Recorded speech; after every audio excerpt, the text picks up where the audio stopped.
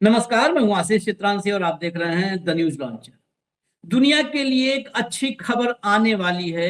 अभी औपचारिक ऐलान नहीं हुआ, लेकिन भारत से लेकर के अमेरिका और मिडिल ईस्ट से लेकर के ब्रिटेन तक की स्टारमर तक उस ऐलान का इंतजार कर रहे हैं। संकेत भारत से हुए हैं क्योंकि मार्को रूबियो भारत में मौजूद हैं कि जल्द ही ऐलान हो सकता है। और ये ऐलान है ईरान और अमेरिका के बीच 60 दिन के युद्ध विराम का, सीज फायर का ऐलान। आज सुबह से ही जो सुबह सुबह 8 बजे 8:30 बजे जो हेडलाइंस लगी, वो हेडलाइंस थी कि सीज फायर पर अमेरिका की, ट्रंप की बड़ी जीत, ईरान सौंपेगा यूरेनियम। हमने उस खबर पर इसीलिए थोड़ी खामोशी रखी क्योंकि यहां तो पा को भी खुश करना है, यहां ताऊ को भी खुश करना है। ताऊ को खुश करने के चक्कर में लगी हेडलाइन दनादन।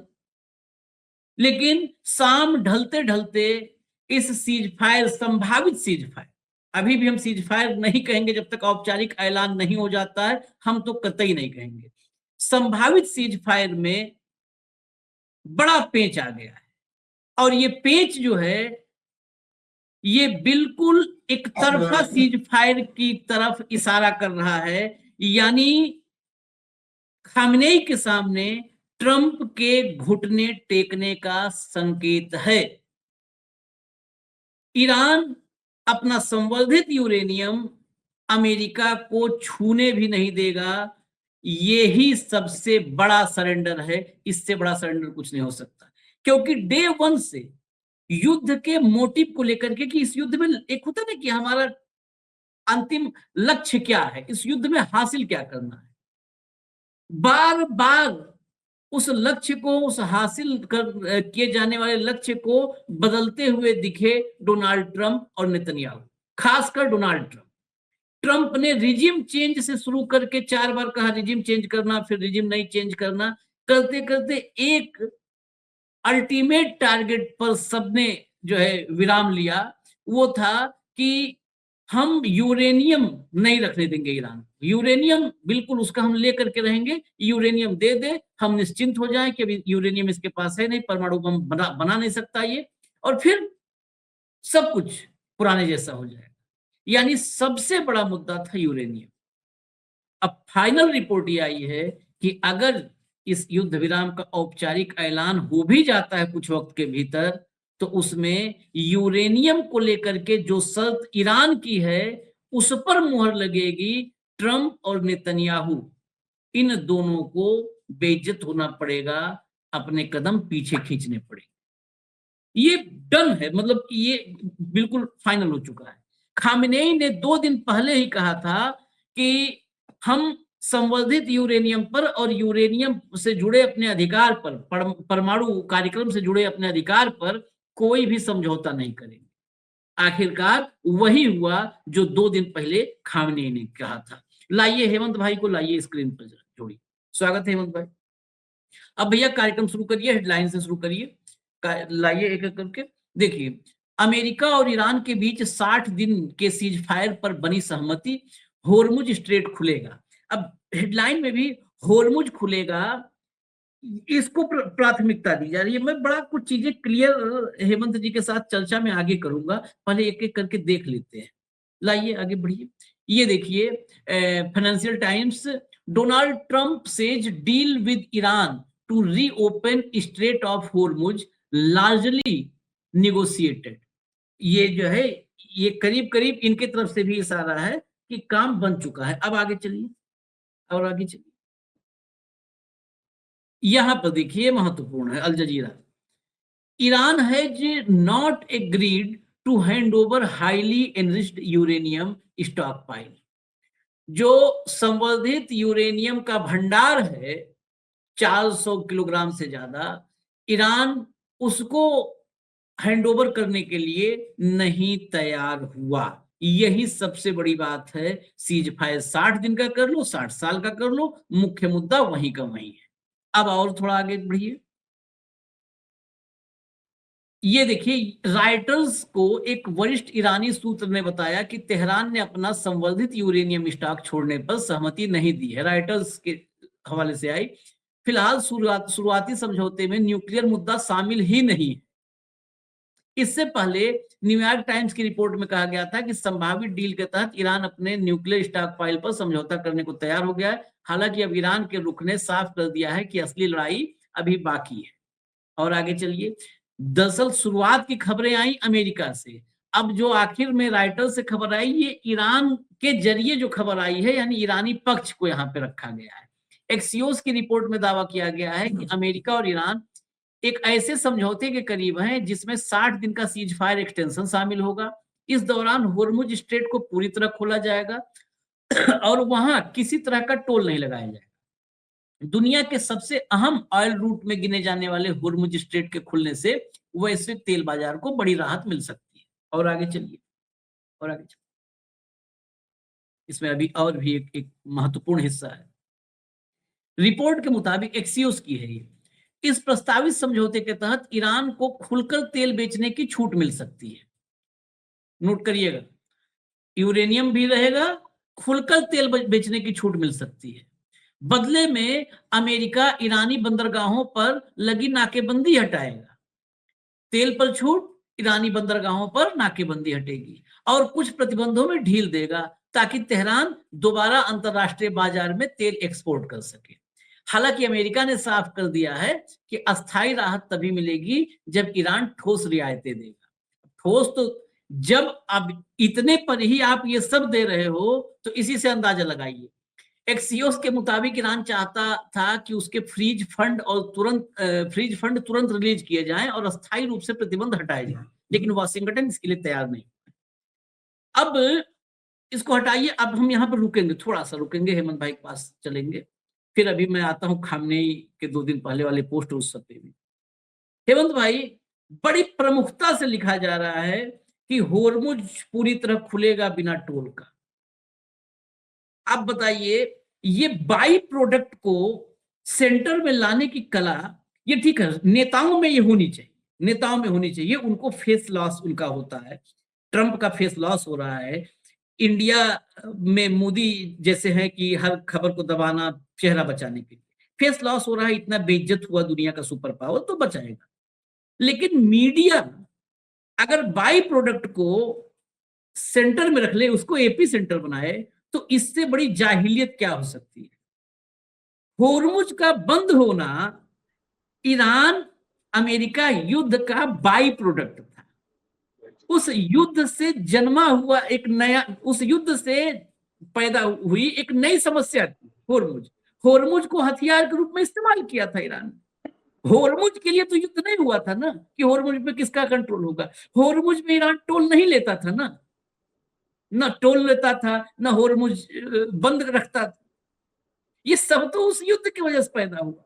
यानी आप जिस वजह से युद्ध किए वहां सब पर आप बाबा जी ठुल्लू वाले कंडीशन में, आप जो बाई प्रोडक्ट थे उन पर समझौता कर रहे हो कि भाई साहब इस पे हम सीज फायर कर रहे हैं। इससे बड़ा अपमान और क्या हो सकता है। छोड़िए मीडिया वालों को इनके कर्म। आशीष भाई नमस्कार, आपको सारे दर्शक साथियों को भी बिल्कुल सहमत हूं मैं कि एक नई खबर है, अच्छी खबर है पूरी दुनिया के लिए। अगर ये क्राइसिस खत्म होता है तो इससे बेहतर और क्या बात हो सकती है। एक अनिश्चितता का दौर खत्म होगा और सारी बातें होंगी। लेकिन इसको जो कुछ ये हो रहा है ना, इसको अनकंडीशनल सरेंडर बोलते हैं। और जो सो कॉल्ड वर्ल्ड की सुपर पावर थी उसकी पूरी मुट्ठी खुल के उसकी औकात पूरी दुनिया ने देख ली, पूरी दुनिया ने देख ली कि किस तरह का एक सरफरा आदमी पूरी दुनिया को स्टैंड स्टिल पे ला सकता है, बिना किसी एजेंडे के, बिना किसी प्लान के और बिना किसी नेट रिजल्ट के भी। जब वो युद्ध में उतरा उसको नहीं पता था क्या करना था। उसको तो उसके जो भतीजा है, अपना क्या नाम, अपने जो नेतन्याहू बैठा है वहां पे, उसने सिचुएशन रूम में बैठ के बताया कि जैसे वेनेजुएला में हुआ था, ये चुटकी बजाई और रिजीम चेंज। ठीक, एक प्रेजेंटेशन दी और वो भाई मान गया, चल पड़ा युद्ध लड़ने।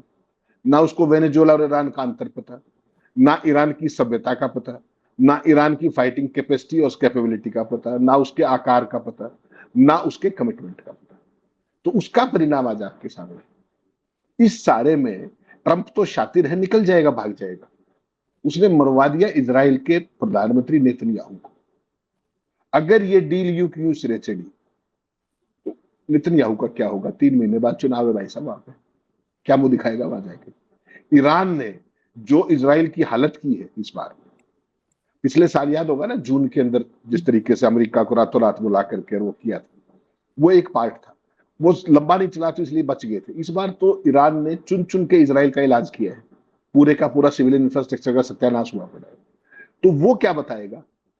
ट्रंप की तो जो हुई वो हुई, और ट्रंप के साथ जो ईरान ने किया उसकी एक्सटेंशन है जो चाइना ने ट्रंप के साथ 2 दिन किया ईरान में बुला करके। इसके तो पल्ले ही कुछ नहीं है, इसको ज्यादा लोड लेने की जरूरत नहीं है, जो आपकी भाषा में कहूँ। अब यहाँ पर आपको ये बात बिल्कुल सही है कि उसको मिला क्या? यहाँ पे अमेरिका को क्या मिला? कई ट्रिलियन डॉलर का झटका मिला, 42 जहाज गिर गया। अमेरिका भारत के जहाज बड़े कूद कूद के बताता था, 3 से शुरू हुआ था, 11 तक पहुंच गया। अपने बता दे अब कितने गिरे। किसी भी बेस पे जो मिडिल ईस्ट के अंदर किसी बेस के ऊपर उसका कोई सैनिक हो तो वो बता दीजिए, कोई जहाज हो तो वो बता दीजिए, सारे बाकी। तो वर्ल्ड पावर का, अमेरिका का समकालीन युद्ध इतिहास में आपने कभी ये हश्र देखा हो तो वो बता दीजिए। ठीक, मिला क्या वो बता दीजिए। और अब तो हालत आशीष भाई ये होगी, डेमोक्रेट तो ट्रंप की निंदा करें तो स्वाभाविक करेंगी, पॉलिटिकल अपोनेंट। आज तो जो रिपब्लिकन एमपीज हैं वो ये कह रहे हैं कि जो ये ड्राफ्ट सामने आ रहा है इस पे साइन मत कर देना। आप क्या मुंह दिखाओगे? जो ट्रंप के सबसे करीबी है ना, क्योंकि उस जैसे ही है रिपब्लिकन में सारे वैसे ही, उनसे कोई ये पूछ ले कि ट्रंप यहां करने क्या गया था तो कोई जवाब नहीं। क्या कर गया था बताइए आप? पहले दिन से आज तक ट्रंप का कोई प्लान हो वहां पर, इसलिए नेतन्याहू ने कहा ये चल पड़े मुंह उठा के, जो कुछ किया उसके कहने से किया। और अब तो आशीष भाई देखिए इंटरेस्टिंग सीन और होगा। ट्रंप का कोई भरोसा मत कीजिए आप बिल्कुल भी, वो आदमी उस पर कोई भरोसा नहीं कर सकता। वो 2 दिन से ओवल ऑफिस में दुकान सजा के बैठा है, और एक पल में नेतन्याहू ने फिर बाजू मरोड़ी जेरेड कुशनर के थ्रू, और फिर कहते कि नहीं मैं तो हमला करूंगा। उसका कुछ नहीं भरोसा है।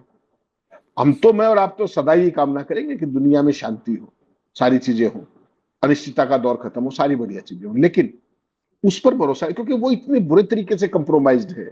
उसकी कौन सी रील कहां की, एप्स्टीन की कब दिखा दे नेतन्याहू।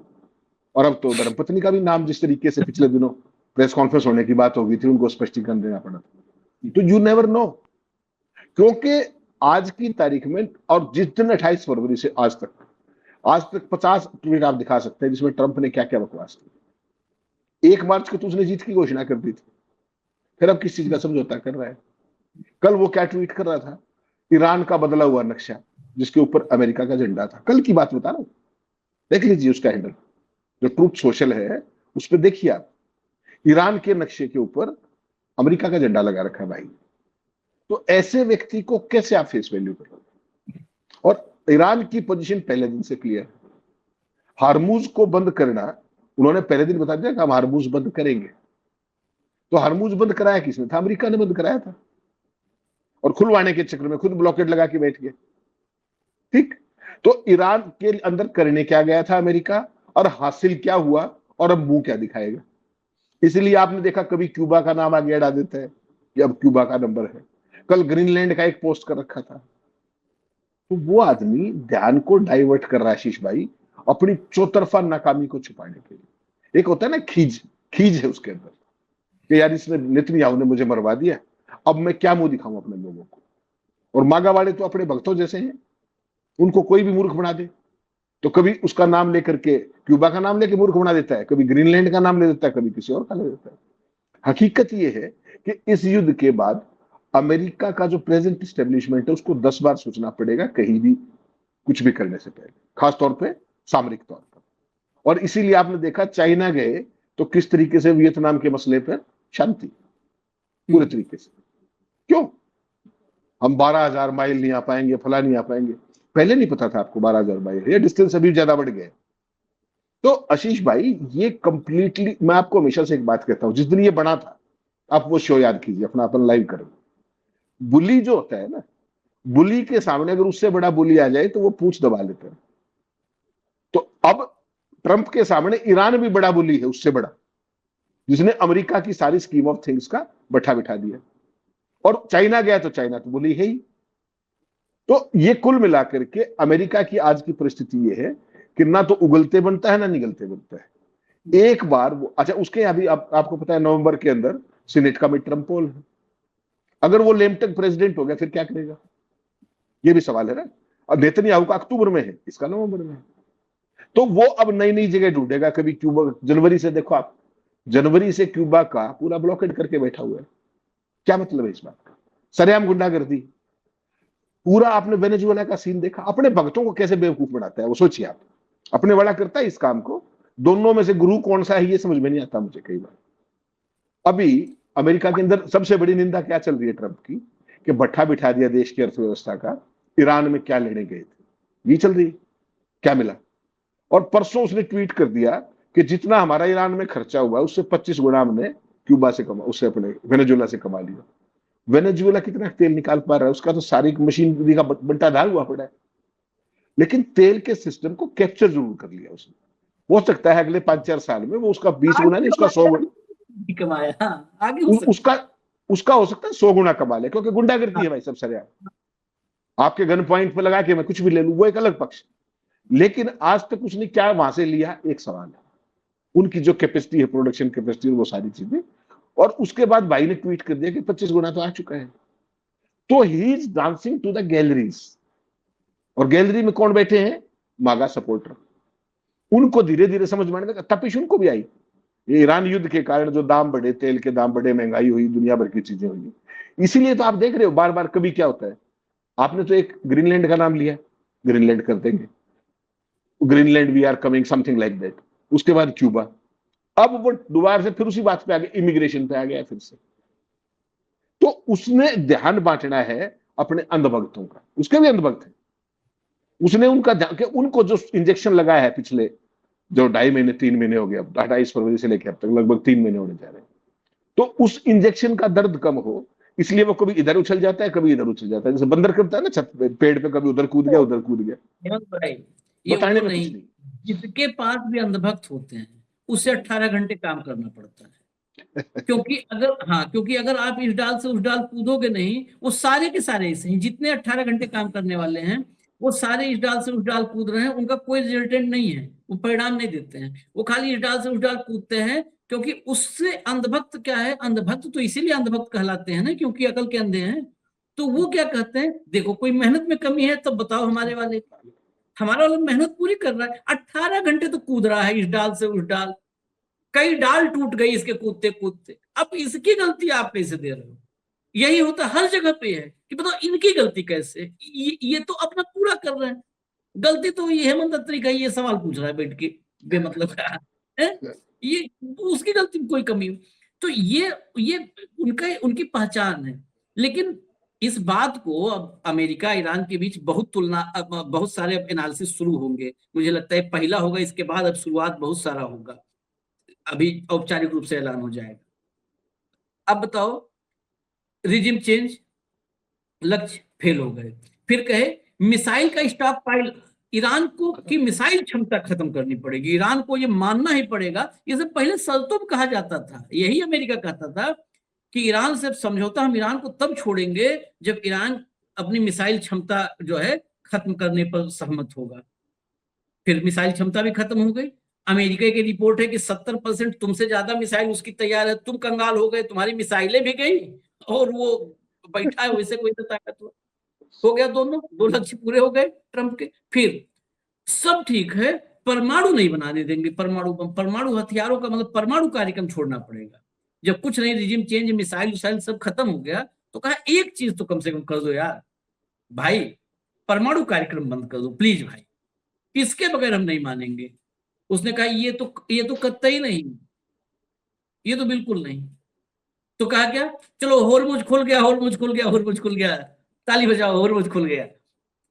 अरे होरमुज एक रसियन जो है राजनेता ने, बड़े राजनेता ने कहा था, महीने भर पहले का स्टेटमेंट है, महीना सवा महीना पहले, कि लोगों के पास गिनती करते हैं कि इनके पास 100 परमाणु हथियार हैं, इनके पास 200 है, इनके पास 400। ईरान के पास कह रहे हैं कि परमाणु कार्यक्रम बंद कर दो। इस युद्ध ने बता दिया कि ईरान के पास सबसे ज्यादा परमाणु ताकत है, मतलब वो परमाणु ताकत है जो खत्म ही नहीं हो सकती है। किसी के पास 400 है, मान लो दुनिया तबाह करना, 400 खत्म हो जाएगा। उसके पास परमाणु हथियार के रूप में होरमुज को चीन के बड़े राजनेता ने फॉरेन मिनिस्टर, विदेश मंत्री लावरोव के पहले वाले जो थे, वो कहा कि होर्मुज ये न्यूक्लियर वेपन है ईरान का। तो आप सब छोड़ करके उसी न्यूक्लियर वेपन के शिकार हो गए। आज की तारीख में कह रहे हो कि भाई साहब बस यही खोल दो, यही जमा उपलब्धि हमारी, ये खोल दो। आप आए थे किसके लिए? हैं? आए थे किसके लिए और जा रहे हो क्या लेकर के? ये जमा आशीष भाई, उपलब्धि में आपको हाँ, पीछे मुड़ के देखिए, पिछले साल जून में जब हमला किया, कनाडा में G7 छोड़ के भागे हमला कर दिया, और शब्द सुनिएगा कि ईरान का परमाणु कार्यक्रम ऑब्लिटरेट कर दिया गया। Obliterate is the word. तो जब ऑब्लिटरेट हो गया था तो अब क्या करने आए थे? जब कार्यक्रम ही ऑब्लिटरेट हो गया तो उनके पास एनरिच्ड यूरेनियम कहां बचा? मुझे जवाब दे दो इस बात। मैंने आशीष चित्रांशी का सर्वनाश कर दिया। ऑब्लिटरेट का मतलब देखिएगा एक बार। और एक साल बाद आशीष चित्रांशी ले भी आए, एनरिच भी कर लिया, और मैं दोबारा कह रहा हूं भाई साहब मुझे दे दो आप। What nonsense they are talking यार। ईरान ऐसा देश है जो न्यूक्लियर नॉन प्रोलिफरेशन का नंबर 1 तो सिग्नेटरी है, नंबर 1। IAEA की सारी रेगुलर इंस्पेक्शन करवाता है एज पर द मैंडेट। और आज तक IAEA ने एक बार भी ये नहीं कहा कि ये परमाणु ग्रेड की तरफ बढ़ रहे हैं। उसके बावजूद ईरान के साथ जो कुछ हो रहा है वो विश्व तौर पे इजराइल की दादागिरी होगी। और इजराइल ने जो जैसे बाकी पड़ोसी थे ना, जैसे उनको माना था, वो कहते हैं ना हमारे यहाँ हरियाणवी में कहावत है, दही के धोखे में कपास खा गया। तो ईरान का गलत छेड़खानी होगी। अब ना इजराइल को भागने की जगह मिल रही है और ना ट्रंप को भागने की जगह मिल रही है। मुझे बताओ, जब ऑब्लिटरेट पिछले साल जून में कर दिया था तो अभी तो प्रभु मई है, एक साल के अंदर उनके पास परमाणु एनरिचमेंट भी होगी। ये रात को ग्राउंड फोर्सेस उतार के वहां से उसको उठाना भी चाह रहे थे। But nonsense they are talking. केवल और केवल भक्तों के लिए नैरेटिव बनाने के अलावा इसमें कुछ भी नहीं। जब ईरान के जो मरहूम जो पिछले सुप्रीम लीडर थे खामनेई साहब, उन्होंने फतवा जारी करके भी ये कह दिया था कि हम परमाणु बम नहीं बनाएंगे, ये हमारे उसके खिलाफ। उसके बावजूद अगर कोई कीड़ा उसके दिमाग में है नेतन्याहू के, उसका इलाज तो किसी के पास भी नहीं। खुद मरा, ऐसे करोगे तो बनवा ट्रंप को दोगे भी मरा। आप। हाँ, नहीं बनवा ऐसे देंगे, करोगे तो स्वाभाविक बनवा दोगे। बनवा के मानोगे आप, वो परिस्थिति बनवा दोगे आप। और अगर वो नहीं बनाएंगे तो वो ले आएंगे। चीन थोड़ी मना कर रहा है उनको। सीधी सी बात है हेमंत भाई, जब अस्तित्व, आदमी अस्तित्व बचाने के लिए सब करता है ना, जब उसके अस्तित्व पे आ जाएगा तो कहेगा ठीक है यार, हाँ सुप्रीम लीडर अच्छा, कहा था, वो तुम्हें कहा था जब देश के अस्तित्व पे खतरा नहीं था, आज अस्तित्व पे खतरा बनाओ, इन सबको जाने दो। और दूसरी बात, ये भारत जैसे देशों के लिए भी है। आप इस पूरे उसमें इटली में जैसे 3 जहाज जब्त हुए, हम लोग भी बड़े अपनी विदेश नीति में डंका बजाए हैं। जिस इजराइल की बात हो रही है, जो इजराइल जो है ईरान को परमाणु हथियारों से मुक्त करने के लिए इतने बड़े युद्ध को छेड़कर बैठा है, वो इजराइल की पहले सच्चाई भी जान लीजिए।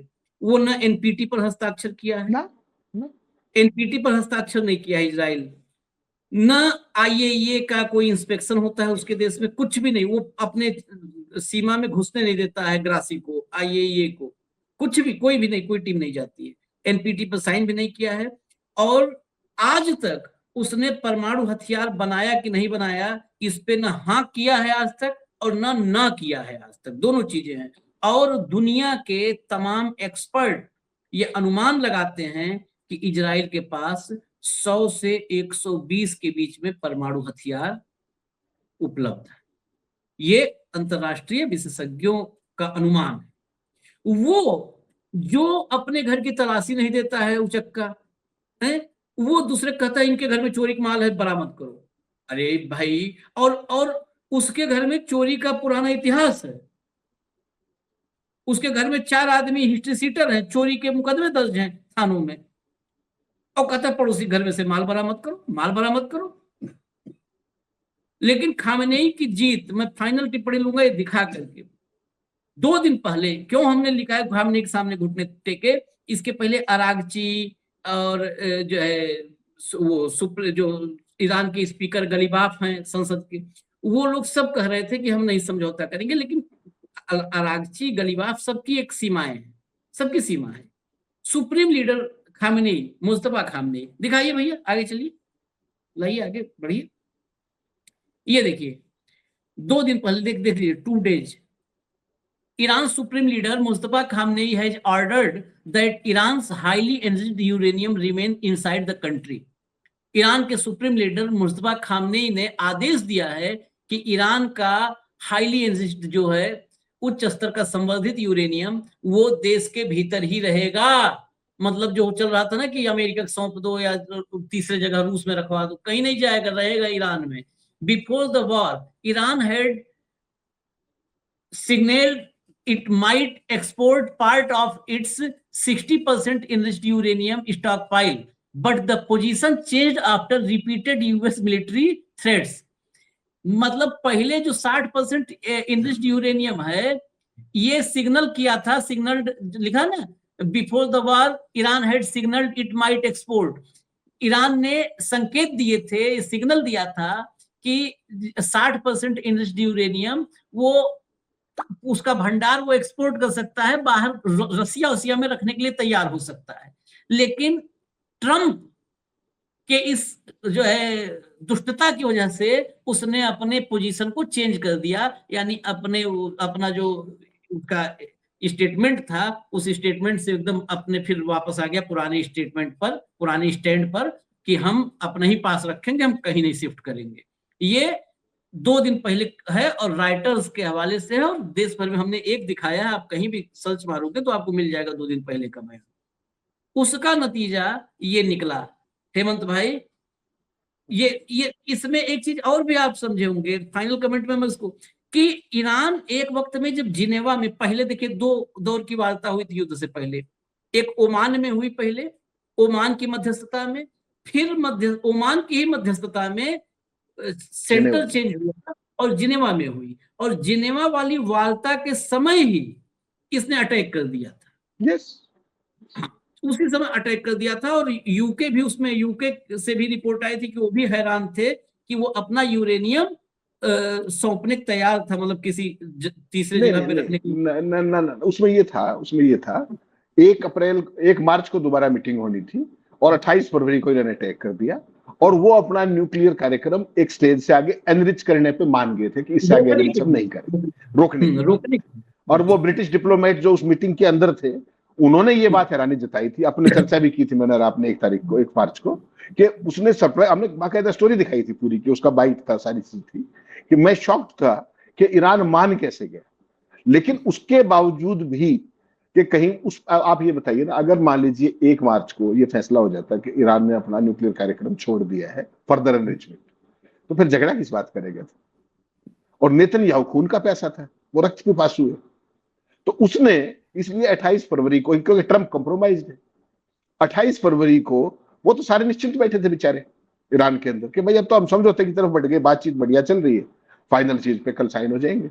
28 फरवरी को जानबूझ के अटैक किया, और ये पहली बार नहीं किया, इससे पहले भी ईरान के साथ ये 2 से 3 बार धोखा कर चुके हैं, खुद सीधे मध्यस्थों को ही मार के, जो ईरान की तरफ से बेचारे मीडिएटर्स थे, हर बार उनको मारा। तो अब आप कल्पना कीजिए कि इस पूरे खेल के अंदर ईरान कहां कसूरवार था। ईरान का तो कोई रोल ही नहीं किस तरीके का, और उसके बावजूद उन पे हमला हुआ। उसके बाद क्या कह रहा था, आज रात को एक सभ्यता मिट जाएगी। आप कल्पना कीजिए, ये बात भी कहना आशीष भाई कितना भयावह है, और ये बात लिखते हुए क्या उसके हाथ नहीं कांपे होंगे। लेकिन वो इतना भयंकर बदमिजाज आदमी है, वो इससे आगे भी कुछ लिख सकता है, और उसकी टर्म जितना जल्दी खत्म हो जाए उतना अच्छा है। ये अमेरिकियों को सोचना चाहिए कि इस राक्षस से पिंड कैसे छुटाया जाए। ये इसका खुद तो कुछ नहीं बिगड़ना, ये अमेरिका का इसने सत्यानाश कर दिया, और अमेरिका के जरिए पूरी दुनिया का सत्यानाश हो रहा है। आज पूरी दुनिया में जो अनसर्टेनिटी है, जो ऊर्जा का संकट है, वो किसकी देन है? अकेले नेतन्याहू के बस का कुछ नहीं। जब तक ये साथ ना हो उसका कुछ भी पल्ले नहीं है। तो ये चीज अब देखनी पड़ेगी, और मैं तो I will wish and I will pray कि नवंबर में इसका वो हाल हो मिड टर्म में कि दुनिया याद करे। ये अपने वाले तो बोलेंगे नहीं, किस बुरे तरीके से सरेंडर किए बैठे रूबियो के सामने, ये नहीं बोलेंगे, लेकिन इसका उपचार एक ही है कि इससे मुक्ति मिले पूरी दुनिया को। नहीं तो आज ये ईरान का नंबर है, फिर क्यूबा का नंबर निकाल देगा, फिर ग्रीनलैंड का पता नहीं कहां की नॉनसेंस करता फिर रहा है। और एक बार सामने वाला उसी आवाज में जवाब दे दे तो फिर पूछ दबा के भाग जाता है। उसका लेटेस्ट उदाहरण आपने चीन में देख लिया। शी जिनपिंग ने एक भी शब्द आक्रामक नहीं बोला, एक भी, पूरी यात्रा के दौरान। और इसके मुंह से एक शब्द निकला हो तो बता दीजिए मुझे, जिन शब्दों के लिए कुख्यात है। तो बुली को मैं जो पहले दिन से आपको कहता हूं, बुली से बड़ा बुली मिल जाए तो वो भीगी बिल्ली बन जाता है। आज ट्रंप की वही परिस्थिति है, और ईरान ने भी उसको वही आईना दिखाया जिस अमेरिका को, जिसका वो हकदार था, और उसने वो अर्न किया है अपनी बदतमीजियों के कारण। सीधा से एक लाइन है, ये जैसे ही ऐलान होगा उसके बाद आप थंबनेल में भी लिख सकते हैं, पश्चिमी उत्तर प्रदेश में बोला जाता है और शायद हरियाणा में भी बोला जाता हो, इलाज बांध दिया। हाँ। पश्चिमी उत्तर प्रदेश में हमने सुना, इस समय हो गया यहीं पे 25-30 साल कि इलाज बांध दिया। तो ईरान ने इसका इलाज बांध दिया। ये बहुत पागल है, बहुत सनकी, सब ठीक है, लेकिन इतने पागल और सनकी का इलाज, जो अमेरिका में इतनी हाई टेक्नोलॉजी है, मेडिकल साइंस बहुत तरक्की कर चुका है, जो इलाज इसका अमेरिका में नहीं कोई बांध पाया था, वो ईरान ने बांध दिया देसी यूनानी दवाई से, देसी जड़ी बूटी से इसका इलाज बांध दिया है। तो इसके लिए बधाई पात्र है ईरान, और सीज फायर हो जाए तो इसका स्वागत होना चाहिए। धन्यवाद हेमंत भाई, बहुत बहुत धन्यवाद, नमस्कार।